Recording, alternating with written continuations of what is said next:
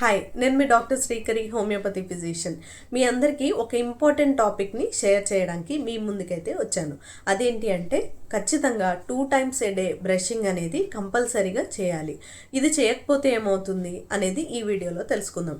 Recent స్టడీస్లో ఏంటంటే చాలామంది 2 times a day బ్రష్ చేయకుండా ఉన్న వాళ్ళలో గుండె జబ్బు, హార్ట్ స్ట్రోక్ కానీ లేదంటే ఇంకేదైనా గుండెకు సంబంధించిన వ్యాధులతో కానీ సఫర్ అవుతున్నారు. ఇది ఎలా సాధ్యం అని అడిగితే, మనం ఓవర్ నైట్ మనం బ్రష్ చేయకుండా టీత్ని అలా వదిలేయడం వల్ల బ్యాక్టీరియా అనేది పళ్ళల్లో బాగా ఇరుక్కుపోతుంది. ఈ బ్యాక్టీరియా అనేది ఇరుక్కోవడం వల్ల నోరు అనేది చాలా దుర్వాసన వస్తూ ఉంటుంది. దీంతో పాటుగా ఈ బ్యాక్టీరియా అనేది గట్లోకి ఇంకా బ్లడ్ వెజల్స్లోకి ఎంటర్ అయిపోతుంది. ఇలా ఎంటర్ అవడం వల్ల ఇన్ఫ్లమేషన్ అంటే వాపు అనేది బ్లడ్ వెజల్స్లో క్రియేట్ అవుతుంది. దీన్నే మనం ఎన్యూరిజం అనే ప్రాబ్లం అని కూడా అంటాం.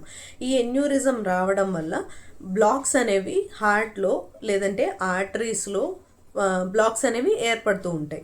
ఇలా ఏర్పడడం వల్ల హార్ట్ అటాక్, హార్ట్ స్ట్రోక్ ఈజీగా వచ్చే ఛాన్సెస్ అయితే ఉన్నాయి.